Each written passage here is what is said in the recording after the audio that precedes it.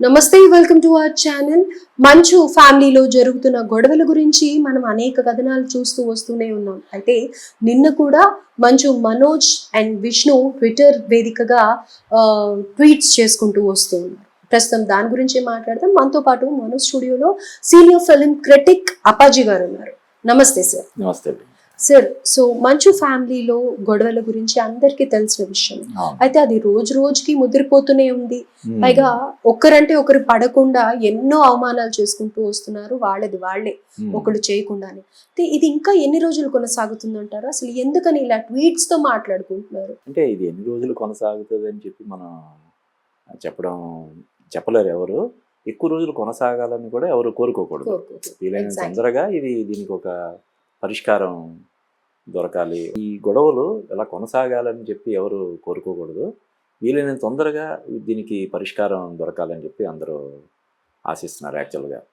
అయితే ఏంటంటే దీనికి అంటే చాలా కుటుంబాలకు సంబంధించిన గొడవల్లో ఒక పెదరాయిలాగా వ్యవహరించి వాటికి పరిష్కారం చూపించడంలో సిద్ధహస్తుడైనటువంటి మోహన్ బాబు గారు తన కుటుంబంలో జరుగుతున్న ఈ వివాదానికి ఇన్ని రోజులుగా దానికి ఒక ఫుల్ స్టాప్ పెట్టలేకపోవడం అనేది నిజంగా చాలా బాధాకరమైనటువంటి విషయం. అంటే ఒక్కొక్కసారి ఏమవుద్దంటే వేరే వాళ్ళ సమస్యలు మనం పరిష్కరించవచ్చు, కానీ మన ఇంట్లో జరిగే గొడవలు కానీ సమస్యలు కానీ మనం పరిష్కరించలేని విపత్కర ఒక విచిత్రమైనటువంటి పరిస్థితి ఎదురవుతుంటుంది. అటువంటి పరిస్థితిలో ఇప్పుడు మోహన్ బాబు గారు ఉన్నారని మనం చెప్పొచ్చు. అయితే ఇది ఎంత కాదంటున్నా కూడా మంచు మనోజ్ ఒకటికి బస్సాలు ఇది ఆస్తులకు సంబంధించిన తగాదా కాదు, ఆత్మాభిమానానికి సంబంధించిన విషయం అని ఆయన ఒకటికి బస్సాలు చెప్తున్నా కూడా క్రిస్టల్ క్లియర్గా మనకి ఆస్తులకు సంబంధించిన తగాదా, అన్నదమ్ములకు మధ్య జరుగుతున్న ఆస్తుల గొడవ అని చెప్పి మనకి క్లియర్గా తెలుస్తుంది. అయితే ఇక్కడ మనం గమనించాల్సింది ఏంటంటే ఇది పిత్రార్జితం మాత్రమే. ఇది ఆయన మోహన్ బాబు గారు ఇదని సంపాదించుకున్న ఆస్తులే, ఆయన కష్టపడి అంటే వారసత్వంగా సంక్రమించిన ఆస్తులు కావు ఇవి కదా. ఏమైనా ఉండుంటే కొంచెం ఏమైనా ఉన్నాయేమో మనకు తెలియదు, కానీ మొత్తంగా మోహన్ బాబు గారు సంపాదించుకున్న ఆస్తులు ఇవి. కాబట్టి తండ్రి నుంచి ఆస్తులు అంటే అది ప్రేమతో తీసుకోవాలి తప్ప డిమాండ్ చేసి తీసుకోవడం అన్నది కరెక్ట్ కాదు, సాధ్యం కూడా కాదు. ఇప్పుడు ఆయన మోహన్ బాబు గారు ఆయన కావాలనుకుంటే విష్ణుకు కూడా కాకుండా ఇంకెవరికైనా కూడా రాసేసే హక్కు ఆయనకు ఉంటుంది. ఇప్పుడు శ్రీ విద్యానికేతన్ చారిటబుల్ ట్రస్ట్కో లేకపోతే ఇంకొకరికి ఎవరికైనా రాసేసినా కూడా అడిగేవాళ్ళు ఎవరు లేరు. ఎందుకంటే ఆయన స్వార్జితం కాబట్టి, ఆయన సొంతంగా సంపాదించుకున్న ఆస్తి కాబట్టి. ఆ విషయం మనోజ్కి కూడా తెలుసు. అయినా సరే మరి దీనికి సంబంధించి ఇన్ని రోజులుగా గొడవలు జరుగుతుండడం అనేది నిజంగా బాధాకరం. దీనికి ఇంకా ఈ పాటికి ఎప్పుడో ఒకప్పుడు అసలు ఫుల్ స్టాప్ పడాలి. అతి త్వరలోనే దీనికి ఫుల్ స్టాప్ పడుతుందని చెప్పి మనం కోరుకుందాం. ఎందుకంటే ఒకవైపు మోహన్ బాబు గారు కొంచెం ఈ పోలీస్ కేసుల నుంచి తప్పించుకోవడానికి వాటిని కొంచెం దూరంగా ఉండాల్సిన పరిస్థితి ఉంది. అయితే ఇంకోవైపు ఏమో ఇలాగే గొడవలు ఇందాక నువ్వు చెప్పినట్టు ట్విట్టర్ వేదికగా పరస్పరం ఆరోపణలు చేసుకుంటుండడం, విమర్శలు చేసుకుంటుండడం అనేది కొంచెం నిజంగా బాధాకరమైనటువంటి విషయం. అంటే ముఖ్యంగా మనోజ్ మ్యారేజ్ అయిన తర్వాత, భూమా మౌనిక వచ్చిన తర్వాత ఇలాంటి గొడవలు స్టార్ట్ అయ్యాయి అనేసి కొంతమంది వాదన వినిపిస్తూ ఉంది.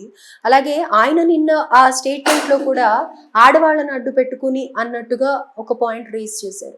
అంటే ఏంటి, నిజంగానే అక్కడి నుంచే స్టార్ట్ అయిందా లేకపోతే వీళ్ళ మధ్య ఈ గొడవల మధ్యలో భూమా మౌనికని లాగడం అనేది కరెక్ట్ కాదని నేను అనుకుంటున్నాను. ఎందుకంటే అంటే కేవలం ఆవిడ ప్రేరేపిస్తే మనోజ్ ఇదంతా చేస్తున్నాడని చెప్పి మనం ఎలా అనుకుంటాం? మనోజ్ కూడా చిన్నోడేం కాదు, తనేం టీనేజ్ కుర్రోడేం కాదు కదా. తను కూడా హీరోగా అరంగేట్రం చేసి దాదాపుగా ఒక 20 years అయిపోతుంది. అంటే తను కూడా 40s ఉన్నట్టే కదా. మరి ఎవరో చెప్తే, భార్య చెప్తేనో లేకపోతే ఇంకొకరు చెప్తేనో సొంత అన్నయ్య మీద గొడవ పెట్టుకోవడం, తండ్రి మీద గొడవ పెట్టుకోవడం అవి చేయడు కదా. ఏదో అంటే మనకి బయటికి తెలియని ఇదేదో చిక్కుముడిలాగా ఏర్పడి ఉంటుంది. దాన్ని విప్పడంలో ఇదంతా ఆలస్యం జరుగుతుంది. కానీ మోహన్ బాబు గారు అంటే ఆయన ఇందాక నేను చెప్పినట్టు ఆయన తన కుటుంబంలో నెలకొని ఉన్న ఈ సమస్యను పరిష్కరించుకోవడంలో ఆయన చొరవ తీసుకొని అతి త్వరలోనే దీనికి ఒక పరిష్కారం కనుక్కుంటాడని చెప్పి నేను అనుకుంటున్నాను. #విస్మిత్ అని పెట్టారు. You are too cute, let's sit and talk man to man, keeping women, dad, staff and sugar out of this, what say? Man up Vismith. కొన్ని సింబల్స్ పెట్టారు, దండం అని, లేకపోతే బ్లెస్సింగ్స్ అని, లవ్ సింబల్లో హార్ట్ పెట్టారు. I promise I will come alone, you can get whomever you want, or we can have an open and healthy debate, yours current తీగా. ఒక రకంగా రెచ్చగొడుతున్నట్టు ఉంది, ఒక అంటే రకంగా అదే ఆయన పర్సనల్ గా పంపించుకుంటే సరిపోయేదానికి ట్వీట్ చేయడం అన్నది అంత ఆమోదయోగ్యం కాదని మనం చెప్పొచ్చు.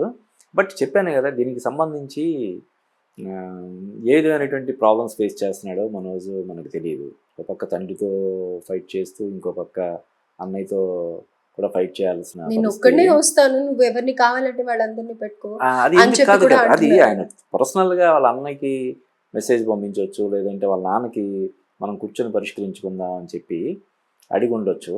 మరి ఎందుకని అలాగా చేస్తున్నాడు అసలు మామూలుగా ఇప్పుడు ఇది చూస్తే ఫన్నీగా మాట్లాడుకోవాలి అంటే అసలు మామూలుగా అన్న తమ్ములు, అక్క చెల్లెలు, అన్న చెల్లి ఉన్నప్పుడు ఇలాంటివి కామన్ గా మనం కూడా చేసుకుంటూ ఉంటాం, ప్రతి ఇంట్లో కూడా అవుతూ ఉంటుంది. కాకపోతే ఏమైపోయింది, ఇలా ట్విట్టర్ గా కానీ లేకపోతే సోషల్ మీడియాలోకి వచ్చిన తర్వాత నిజంగా కేసులు కూడా పెట్టుకోవడం, ఇవన్నీ మంచు మనోజ్ మీద ఉండే ఒపీనియన్ కూడా పబ్లిక్ లో మారిపోతుంది. అసలు అందరిలో కూడా చాలా పల్చన్ అయిపోతూ ఉన్నారు.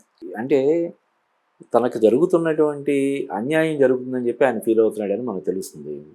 ఆ అన్యాయాన్ని ఎవరు సరిదిద్దగలరు? వాళ్ళ ఫాదర్ మాత్రమే సరిదిద్దగలరు. ఇంకెవరు కోర్టులు ఇందులో కలగ చేసుకోలేవు కదా.